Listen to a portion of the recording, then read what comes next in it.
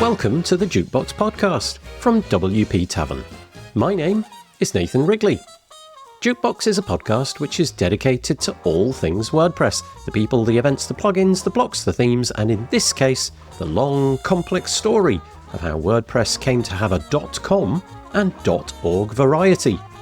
If you'd like to subscribe to the podcast, you can do that by searching for WP Tavern in your podcast player of choice or by going to wptavern.com/feed/podcast. And you can copy and paste that URL into most podcast players. If you have a topic that you'd like us to feature on the podcast, I'm keen to hear from you and hopefully get you or your idea featured on the show. Head to wptavern.com/contact/jukebox and use the form there. So on the podcast today, we have Michelle Frechette and Jonathan Desrosiers. Michelle is well known in the WordPress community for her myriad roles, including Executive Director of Post Status and Program Director for WP Includes. She's a prolific freelancer, podcaster, and a driving force behind many WordPress initiatives. Jonathan is a WordPress core committer, contributing to the project since 2013. And has been sponsored by Bluehost to work on WordPress core since 2018. His work largely takes place behind the scenes, supporting contributors, maintaining build tools, and keeping WordPress running smoothly for millions of users. If you've ever searched for WordPress online, you've probably found both WordPress.com and WordPress.org at the top of your results. And, like many, you might be unsure what really separates the two. Today, Michelle and Jonathan help clear up the history, philosophy, and practical differences between WordPress.com and WordPress.org. They talk about how these two flavours of WordPress came to be, why they've both been key to WordPress's growth, and the ways they overlap and differ in features, user experience, and monetization. Michelle shares her perspectives as a long-time user and advocate with experience across both .com and .org sites, while Jonathan dives into the technical and historical details from his core contributor vantage point. They also explore whether the naming conventions of .com and .org have helped or hindered the project, and how the WordPress community's open source ethos shapes the ongoing conversation. Along the way, they touch on how .com made WordPress accessible in the early days, the importance of data portability, and evolving efforts to unify the user experience between the two platforms. If you've ever wondered which version of WordPress is right for you, why the project seems split into two variants, or how community and commerce intertwine in the WordPress ecosystem, this episode is for you. If you're interested in finding out more, you can find all of the links in the show notes by heading to wptavern.com/podcast, where you'll find all the other episodes as well. And so, without further delay, I bring you Michelle Frechette and Jonathan Desrosiers.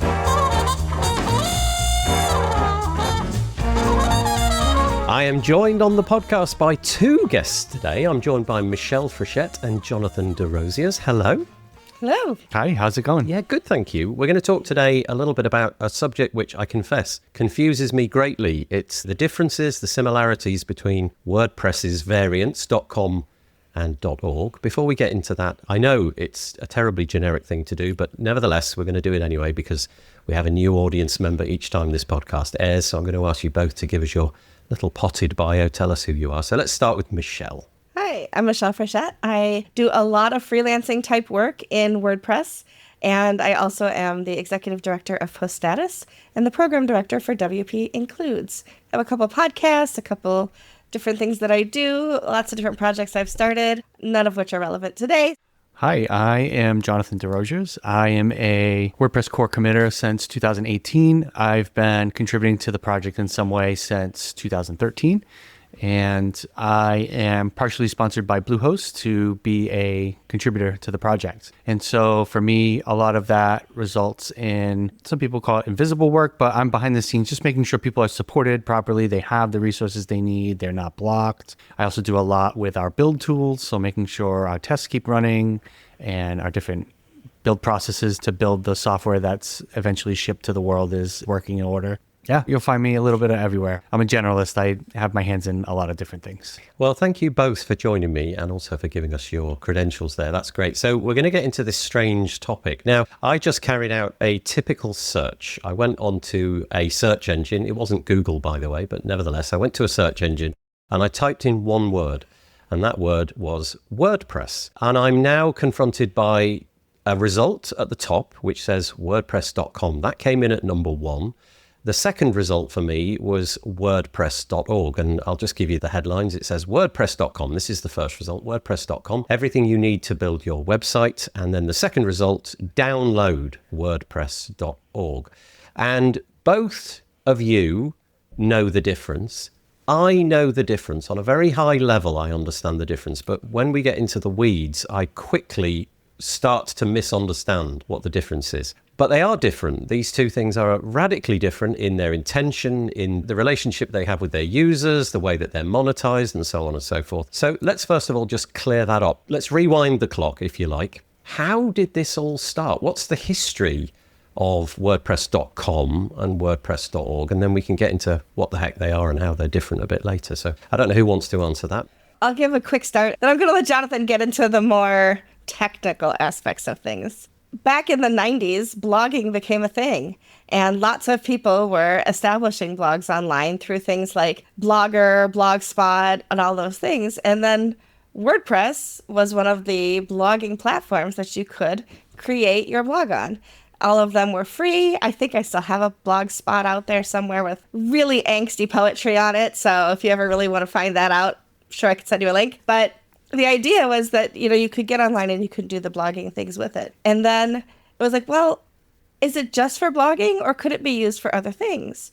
And so there are still people today that when you say, oh, I could build you a WordPress website, say, isn't that just a blog? And to which I say, look at all of these websites that are built on like the White House and NASA and all of these other things that are not just blogging and are building their websites on WordPress. But that's different necessarily from WordPress.com, where I do have a blog, right? It's actually a website, wptrailbuddies.wordpress.com. I'm using the free.com to create a very quick, very simple, very easy way for people to sign up for one program. But I also have several websites built on the .org idea, right, which is self-hosted. Find a host, download the software, or have the one button install, which is much more common now. And then also I have a paid plan on WordPress.com as well, which takes away any ad space and also allows me to have plugins and themes within that website. So that's what I know at the surface level, what are the differences. I know that Jonathan knows much more about the software itself. Yeah, I think you've highlighted some of the top level items. So we'll circle back to those in a moment. But first, let's get Jonathan's take on that. So it's the history question, really. What's the history of these two different things? Yeah, so WordPress started as a project in 2003, and it's what we call a fork. And so you probably know, if you listen to this, that WordPress is open source software. And basically that means it's licensed under the GPL and you have the right to download it, make modifications, see how it works, redistribute. All those things are your right to do with the software that is published. And so it was forked from a project called B2, where a couple people were not really happy with the development that was happening on that. Bugs weren't being fixed to their liking. And so they decided to fork it. And so that was Matt Mullenweg and Mike Little. And that was in 2003. And they called it WordPress. And so that was the beginning of the WordPress project that we know today that is now over 22 years old. A few years later, Automattic just turned 20 years old. So in 2005, Matt Mullenweg, one of the co-creators of WordPress, co-founders of WordPress, decided to create a company. And so he created a company called Automattic. And the company's bread and butter was obviously WordPress, because he knew it very well. And so that's how WordPress.com came about. And in many ways, it was the first true managed WordPress hosting platform, because you could sign up, you could get a blog for free, and you still can. And your URL will be, nathansite.wordpress.com or johnsite.wordpress.com. And you can pay for additional things, such as the subscription plans allow you to have a custom domain name, and that's evolved. The features that you can pay for has evolved significantly over the years. But along with this is the WordPress software that I mentioned earlier. And so the WordPress software is available for anyone to download and run, as I mentioned. And Automatic has a hosting setup that runs the open source software. And so many of the hosts that you have today, you all run that same software at the core of it. And it's just a matter of what services are surrounded with it, what do they allow you to do within their environment, and how they support you in your journey to have an online presence. So the .com side of things was a very early move.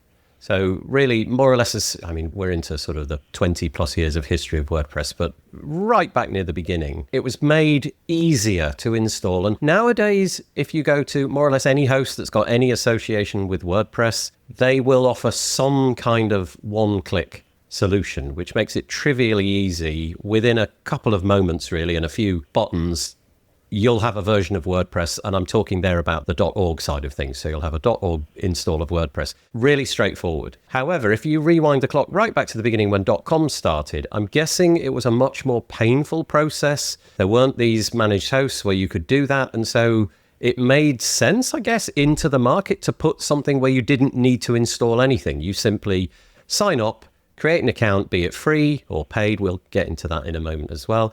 And you've got yourself the software. And so I guess that's an important part to remember. It was much more difficult back then to do the .org thing than it is now. So many tools now making it relatively straightforward. I guess that's a part of the success of .com, that it was just the first mover, made it more straightforward. The WordPress project has several philosophies that we use to guide our decisions and how we choose what makes it into the software and what shape that takes. And some of those, for example, are designed for the majority, decisions, not options, clean, lean, and mean, striving for simplicity, out-of-the-box software. And so you see this in the setup process in the 5-minute install. We really aim to make the installation as simple as possible for the software itself, but that doesn't mean the surrounding database setup and server setup and uploading, getting the files on the server. It doesn't mean that that's easy as a part of that. And so WordPress could be 2 clicks to install. It could be really simple, email and password and installs it for you, but it doesn't really, can only contribute so much to that cohesive experience, that all-encompassing experience of what a website is, of what hosting is.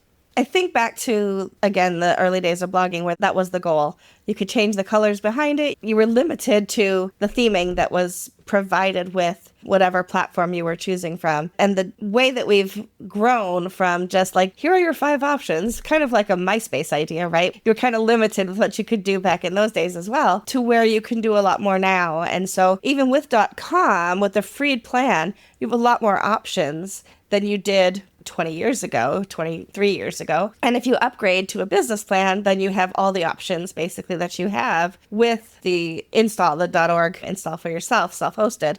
One of the things I love about it is that I don't have to worry about security. I don't have to worry about traffic, and I don't have to worry about upgrades. I don't get a message that my PHP version is outdated. On some other sites where I'm self-hosting, I have to make sure that everything's up to date all the time. With the .com, it's one of those things that I don't have to do.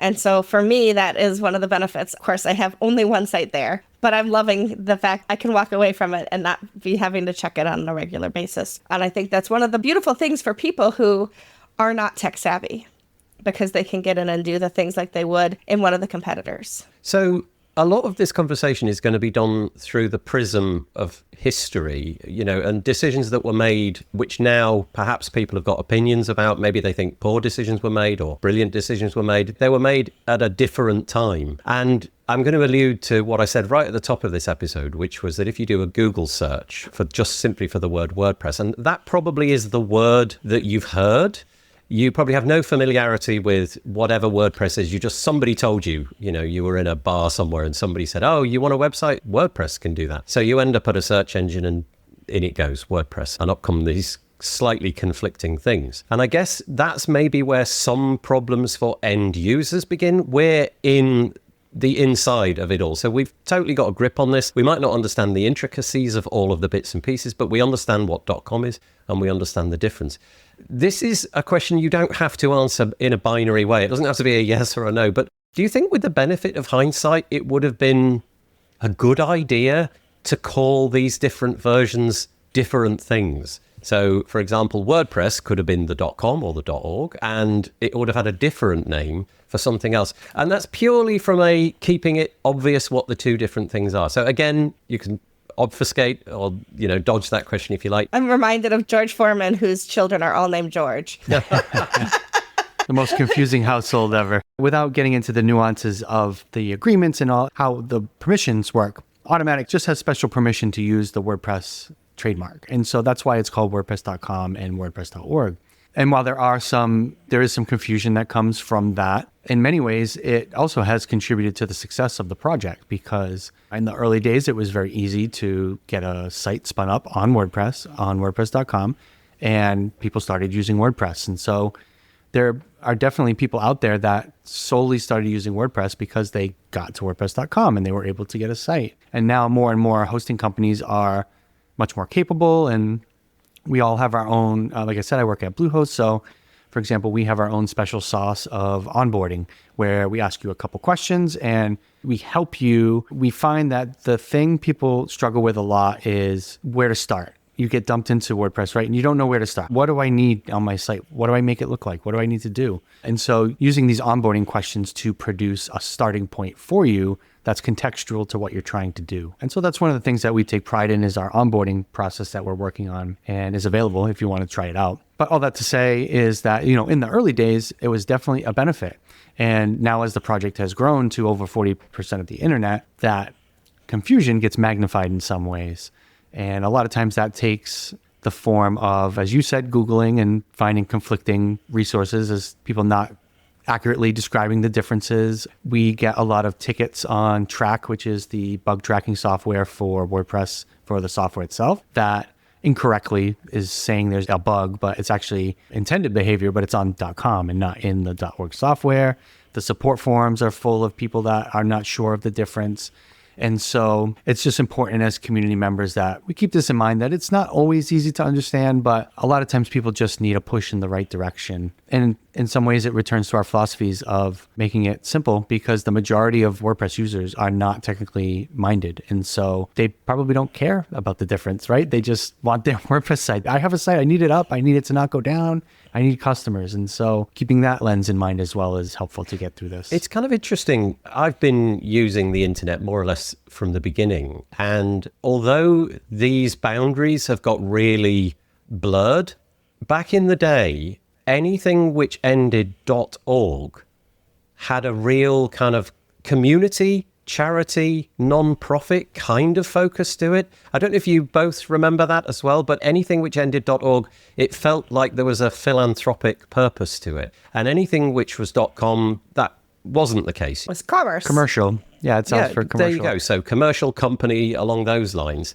And I don't know when that was, but that just ceased to be a thing at some point. But back when .com began, naming it .org maybe was a bigger signpost than it now appears to be, if you know what I mean. Oh, look, it's WordPress, it's .org. It speaks for itself. It's a philanthropic version or what have you. And that is maybe a part of the jigsaw puzzle. And again, rewinding history, when the split happened between .com and .org, I'm presuming that nobody had any intuition that any of this was going to be successful in any way, shape or form. .com, the commercial wing could have been an absolute failure. The whole project could have collapsed within a couple of years. .org, again, nobody took any interest in it. It just didn't work out.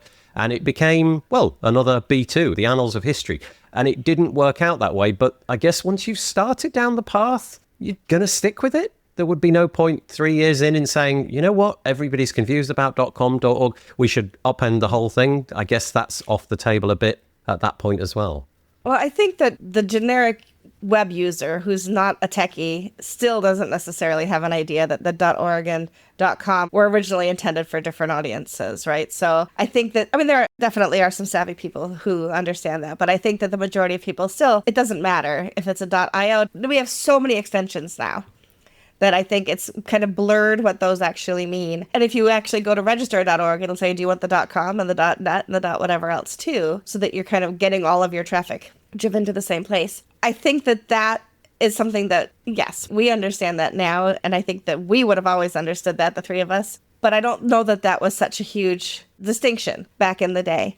I also think that it was one of those things where, you have light versions of something, or, you have free versions of other things in life that aren't software related that you can upgrade to, or that, free gifts with purchase. And so I think the idea of you could have this free one, or you can upgrade to these other things, or you could take it and run with it and do it your own thing, I think is something that made sense at the beginning, but again, can be slightly confusing now. Because I do see people come to my meetup and they're asking questions, and we all try to troubleshoot. We get them to log in and we're like, oh, okay. Now I see you're using the free version. So you don't have the ability to add this plugin or change your theme this way or use CSS, and those kinds of things as you can with the paid version or with the self-hosted. And so I think that there is an opportunity for us to make that distinction in different places. I will say one of the benefits, however, even if you start on the free.com, you can upgrade to paid and get that, or you can port that over to your own self-hosted as well.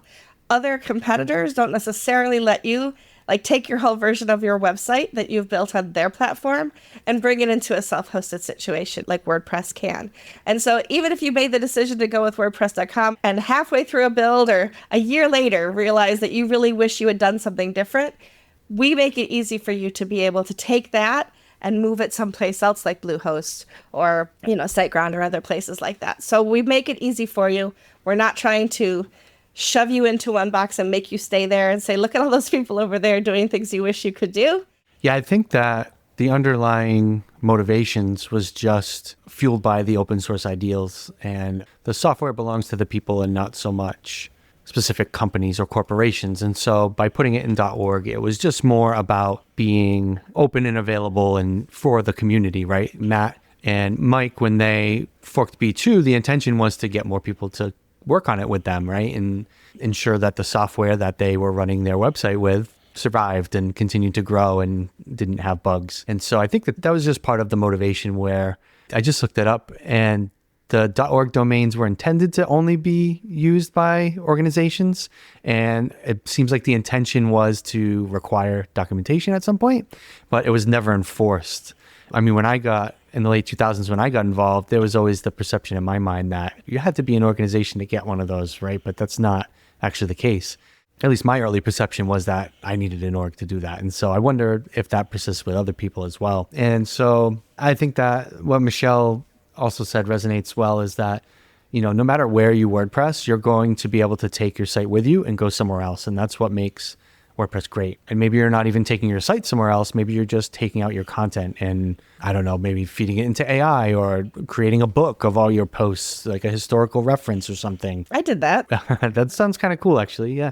And so being able to take your content with you, and you are the true owner of your content and you have the rights to it, is not something that's true for other platforms.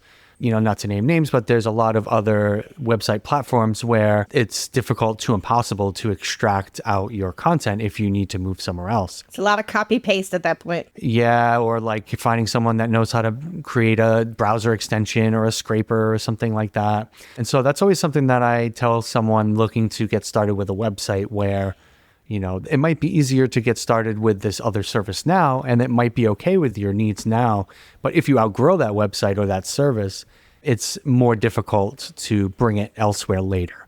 We're working on different ways with the data liberation initiative, where we're looking at ways to make our data more portable from other platforms to other platforms.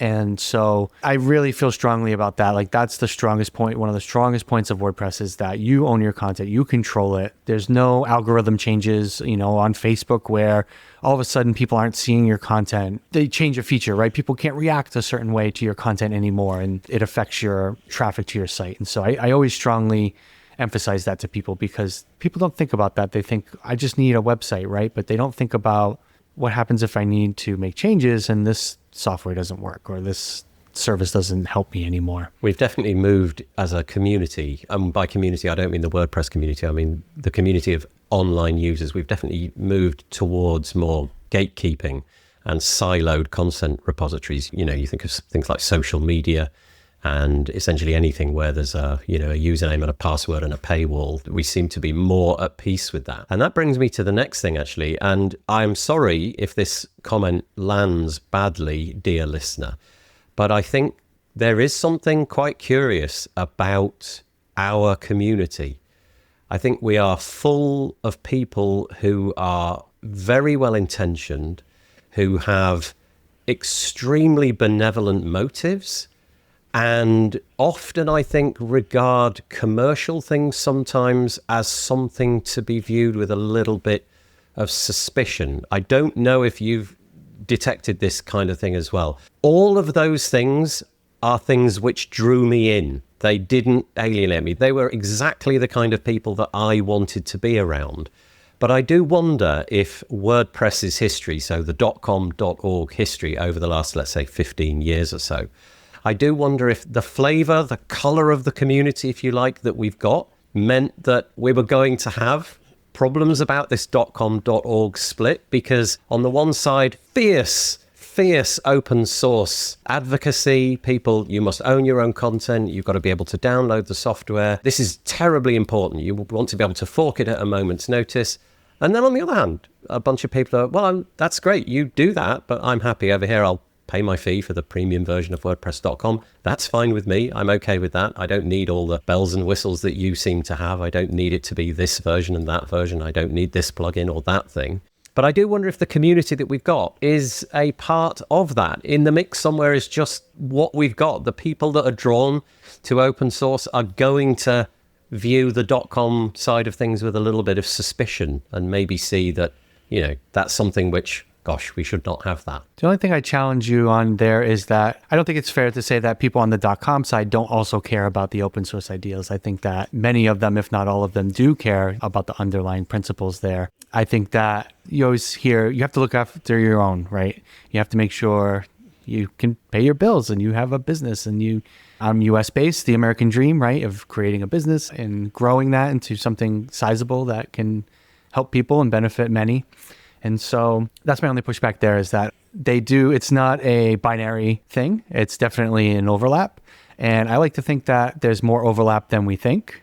And that might be a little naive, but I do tend to think that it overlaps pretty heavily in that section there. I think you're right. And I think what you've done there is uncovered the poor way that I phrased what I was saying. I think when I was trying to describe that, although I didn't say it, I was trying to describe things from the .org point of view only. And so the nature of that community is fiercely protective of the open source values there and what have you. So yeah, you're quite right. It felt, with a bit of hindsight, it felt like that question was coming from both sides, and it really wasn't. So thank you for picking me up on that. It's normal to be skeptical of other people, right? Especially when you see all these horror stories of this big business, draining these businesses out there that are draining money out of everybody and raising prices, and profits are through the roof, right? So it's normal to have this skepticism towards commercial entities and that they're trying to do the right things and things of that nature. But to that, I just say to look at how the company in the space is contributing back and how they are ensuring that they do get their fair share of the WordPress pie that is billions of dollars on the last publishing that I saw, last report that I saw, but also making sure that that ecosystem is still strong and supportive of everybody in the pool, to make sure that we can all compete to, there's definitely competition. We're all going to compete together to make sure we're trying to get more of the pie, right? And try to prove that our service or our products are the best. But yeah, so I think a little level of skepticism is healthy. You always hear assume good intent. I think that's very important. And to obviously judge people by their actions and what they do to help grow that open source community while they're living in that .com commercial space. Yeah, I don't know, Michelle, if you have anything to add there. You probably have a different lens as the non-developer background. Definitely the non-developer background here. So you used the word community when you talked about that when you first started the question. And I think we have to think about the fact that the community, although it does encompass both .com users and anybody who's self-hosted through .org, it really is the lion's share of that community comes from that self-hosted .org side, comes from the people who go to meetups, comes from the people who attend WordCamps, and most importantly, it comes from the people who contribute to the ecosystem. whether that's by volunteering through the .org and make WordPress, whether that's selling a product or having a podcast or any of the things, a newsletter, any of the things that contribute to the success of WordPress overall, it applies across the board. But when you look at all of the volunteerism and all of the unsponsored people and even sponsored people who are creating, right? So Jonathan is a developer. He's in the weeds with it. He's got a sense of pride with what the community creates for each other. And when you have a sense of pride in what you do, you have a loyalty to that as well. And so we are part of a group of people, a huge group of people, a multi-million group of people worldwide who are this .org community with some .com community peppered in. So of course there's going to be skew one direction versus the other. I don't think it's necessarily derision. That I don't think people like necessarily look at .com and go, oh, what do they say? The redheaded stepchild of .org or whatever. I think it's more along the lines of, we know this, we use this, we want other people to use this too. This is our community and this is what we've built this community around. But I think that democratizing publishing is used by both, right? So if you look at .org and .com, we talk about democratizing publishing. And the free.com allows people in incredibly socioeconomically depressed areas and who have very little side income to be able to start a website, the ability to do that, whether it's a website to talk about a service that they offer, whether it's a website just to blog, whether they're trying to monetize or not. There's opportunities for people around the world to create a free, absolutely free website on .com. And have it say, michellefrechette.wordpress.com, because that's what I could afford at the time. And then when I can, I either upgrade to paid or I port that over to a self-hosted situation. So I think that both of them really have an amazing place in our ecosystem, but we tend not to see that when we sit squarely in one side or the other. Do you know, that's a really interesting point, and one I cannot believe I've never thought about that. Over all these many years of thinking about WordPress and all of its different flavors and things, WordPress.org carries the word free around with it in my head. I'm thinking WordPress.org, free. I'm struggling to imagine a scenario where it is entirely free to deploy. I used to say WordPress is free like a free puppy. A free puppy you still have to take to the vet and buy food and get their nails trimmed and buy the leash and all of the things that go along with a free puppy. WordPress.org is like that. It's a free puppy. You still have to pay for hosting and pay for themes. And I mean, you can do it fairly inexpensively, but not 100% free. I was just going to add, and likewise, it's not free to get to the point where it's published. And another thing that you brought up, Michelle, that made me think is I mentioned about judging companies based on how they contribute and the ideals they follow. But that also is true for the individuals that spend their personal time or self-sponsor to contribute to the software. And so they are most likely not looking for your business. They may be if they're a freelancer type thing, but in most cases, they're looking for just recognition or maybe a job or maybe sponsorship so that they could continue to help the software grow. And so there's multiple lenses to that commercial side of things, right? Where we talked about .org versus .com and commercial versus open source.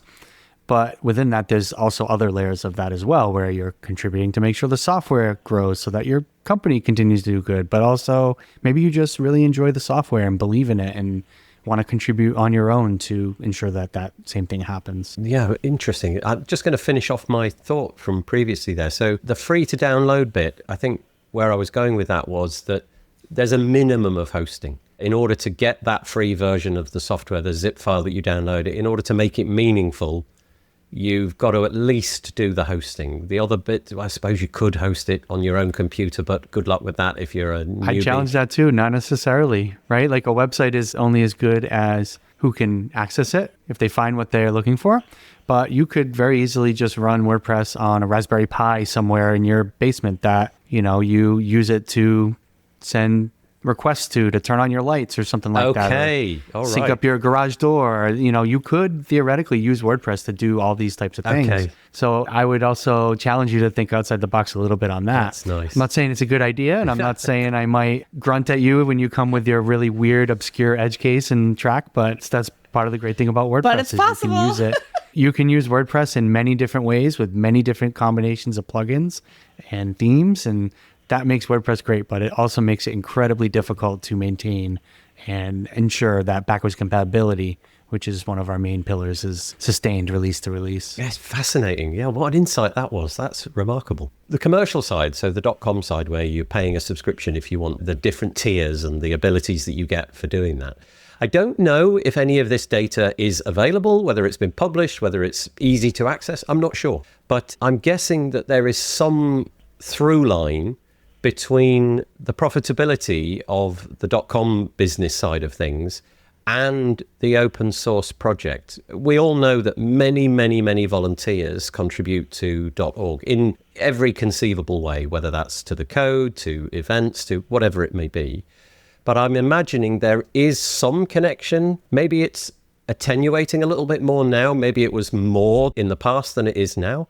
But I'm imagining that there is a connection between sales, unit sales of the .com out into the open world, and people being paid, seconded and what have you, to work on the .org side. I actually don't know if there's any truth in that, if there's anything there, but I'm imagining there is. If the .com business pays for the .org side to be as successful as it is, essentially is what I'm trying to say.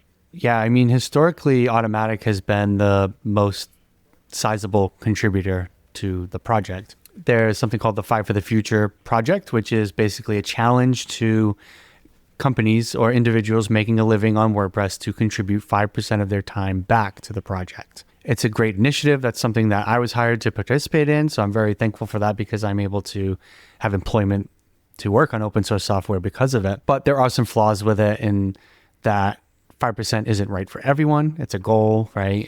I've talked about this at WordCamps in the past, but time is not necessarily a good measure because it doesn't measure the impact you have or the productivity or the efficiency that you have, right? So you could spend 1 hour working on this one bug fix that could fix screen reader software for millions of people accessing sites across the world. That's very meaningful and that has a very strong impact, but that's very hard to measure. And ours is certainly not the way that you can measure that. So it's a good idea. I like that a lot of people rallied behind that and that it's a very strong program. There's a lot of participants. I'm looking forward to the next iteration of that, which a lot of community members are discussing. And, I'm sure leadership is always thinking about that as well. Like how can we improve this and encourage more people to contribute and give back? And so I guess all that to say that, yes, .com and Automatic have contributed a sizable amount to the project over its history. And many other companies as well have historically contributed a lot back too.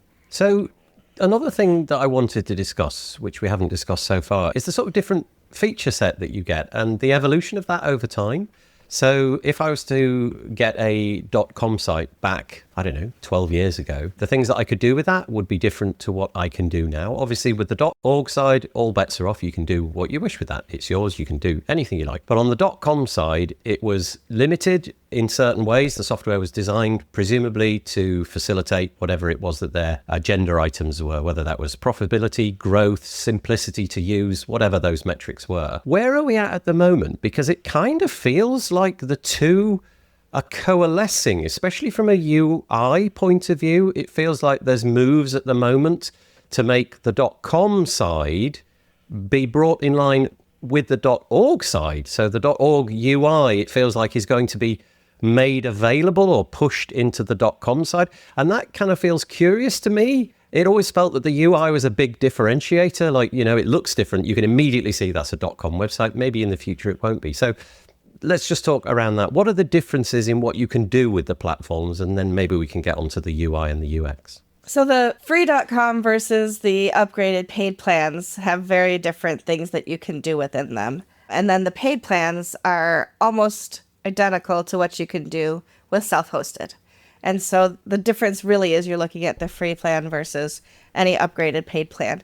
And with the free plan, you're very limited into plugins and themes. There are very few that you can choose from. There's more now than there were 10 or 15 years ago, for sure.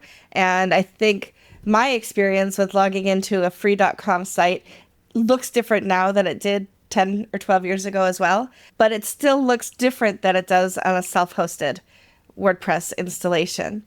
That does change with an upgrade plan because now you have a lot more features that you can add.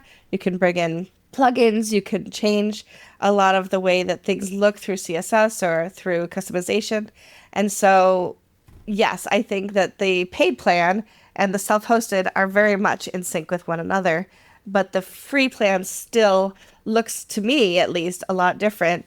And when I tried to add CSS to one, it said, oh, you need to upgrade to do that, which I understand, right? So if they gave away everything, then there would be no money coming into the company to be able to operate and to pay the employees that actually work at Automatic. So yeah, I think there is still a difference. And I know that Jonathan probably knows a lot more about the technical differences than I do, but that's my experiential difference. Well, one interesting fact is that WordPress.com is just one multi-site. So when you create a site, it's just all in the same instance of WordPress. You just have your own space on that install. That is truly remarkable, by the way. That is a quite numbing thought when you actually ponder that for a moment. For anyone that's worked with multi-site, you know how challenging it is to have 10 sites, never mind millions of sites. So it's definitely impressive and interesting. I'd also add that, Michelle has talked a lot about more the personal style plans, right? Where we mentioned you get a free site if you have your site at nathan.wordpress.com. You can pay, to get a domain, like I mentioned, is the next plan. And then you can pay for more things like different plugins and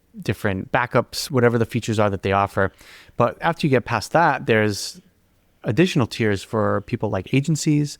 There's very, very high level reliable hosting for companies that run Fortune 500 companies, Fortune 10 companies, whatever it is, that they need more handholding. They need you to help them with engineering, maybe with their team. There's tiers all the way up to that level at Automatic. And I think it's fair to say that they have plans that compete with any different tier that may be out there. There's e-commerce plans and all of that. And, at Bluehost, we have e-commerce plans, we have managed plans just like they do. And like I said before, we're all trying to have our special sauce to make our home the best place to WordPress and for you to come and want to set up your site and make a living on us. So then back to the question of what feels like an endeavor to make the .com look a lot like the .org. Now, that was something that I caught sight of not that long ago. It was probably maybe, I want to say about 8 weeks ago, something like that. I don't know if either of you caught that piece of news and whether or not that's in fact moving forward, but the idea is to make a default version of .org basically identical in terms of look and feel. I found that curious. I wondered what the intention was there. Was it purely just to have, one base of software that could be relied upon for both, or whether it was to make it easier to do a migration in either direction? I don't know. So I don't know if either of you do. So a little history is that WordPress.com used to use the same dashboard as .org. And a while ago, there was a project called Calypso, and that is basically the dashboard that you know probably from the last 5 years or so. And I can't confirm this, but I believe that it was an exploration on what a new WordPress dashboard could be. And I think that they've realized that having your own dashboard that's different than .org is not really the best path. And there's a few reasons for that. One is that we mentioned you have millions of sites on .com, right? That's all very valuable feedback from using the software. And if they're using a different dashboard than everybody that's not on WordPress.com, that's basically lost opportunities to receive feedback on the software that we're building. And so that's one aspect. And the other aspect is that if you have a different dashboard, you have to have people maintaining that different dashboard and making sure it works with all the new features that are added to WordPress.org. Make sure it's sustainable and performant, and all of this requires resources. But if you could adapt your products to use the same dashboard that everybody else has, then maybe you could take some of those resources and put them back to the .org software instead of the internal Calypso project. I should correct that. It wasn't an internal project. It was used internally. It is open source, and especially initially, there was a lot of encouragement for community members to participate in that. And so it's not like it was a closed thing where they shut everybody out and they wanted, it to be their own thing. It wasn't trade secret type stuff. It was open source. So yeah, those are just two things that stand out to me as reasons why you would want to use the same experience that everybody else has. Is it just contributes to the greater good of the software and the health of the ecosystem. Yeah, it's interesting. And again, something I hadn't really thought about, the heuristics that would come out of .com. Well, for a start, it's incredibly cohesive. That data set is going to be enormous. Whereas trying to gather that from all the other versions of WordPress, you would obviously have to opt people into that to begin with. But also it would be very difficult to gather all of that, whereas presumably the .com side of things has got that completely sealed up. So yeah, again, really interesting. It is curious. I don't really know if we'll ever overcome in people's heads well, for some people, I think it's a chasm. It's a really big divide, the difference between .org and .com. But I think we've done a fairly good job of explaining what the history is, why the things have been done in the way that they've been done, maybe a little bit into the future and how things are going to look. I don't know if there's any salient point that you think we missed there, but if not, I think we'll round it up. So I'll just ask Michelle first, anything you wanted to get across about that before we knock it on the head? I think that we often talk about .org versus .com as though they were adversarial, but it's really just a comparison as opposed to one being better than the other. I think you choose the option that's best for you and your goals, and there's nothing wrong with choosing any of those options. Yeah, I'd just add that with any technology or anything, knowledge is not always binary, right? It's a spectrum. And so how can we better expose people to the concepts, better explain them to people so that it's easier to understand and get up to speed on what different concepts are, technical concepts, brand concepts, whatever that may be, software, and strive for simplicity, right? That's one of our philosophies. And so how can we make things more simple so that more people are able to better understand and be empowered to have a better online presence by having a greater understanding? Well, thank you both for picking that puzzle apart with me. That's been really interesting. So Michelle Frechette and Jonathan Desrosiers, thank you both for joining me today. Really appreciate it. Thank you. Thanks for having us. Always a pleasure. Thank you, Nathan.